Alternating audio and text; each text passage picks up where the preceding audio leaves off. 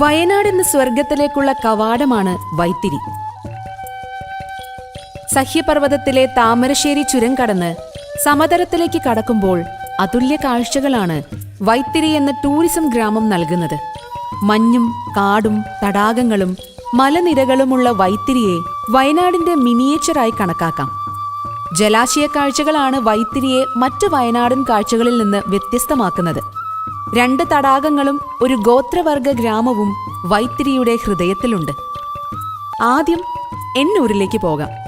മൺകുടിൽ പോലെ നിർമ്മിച്ച 10 കുടിലുകൾ ഇവിടെയുണ്ട്. വൈത്തിരിയിൽ നിറഞ്ഞ പച്ചപ്പിനടിയിലെ സുന്ദരമായ തടാകമാണ് പൂക്കോട്. 13 ഏക്കറിൽ പരന്നു കിടക്കുന്ന തടാകത്തിലെ ബോട്ടിംഗ് ആണ് അവിസ്മരണീയം. ശുദ്ധജല തടാകവും കുന്നുകളിലെ പച്ചപ്പും ചുറ്റിനുമുള്ള നടപ്പാതയും പൂക്കോട് തടാകത്തെ സഞ്ചാരികളുടെ ഇഷ്ട ലൊക്കേഷനാക്കുന്നു.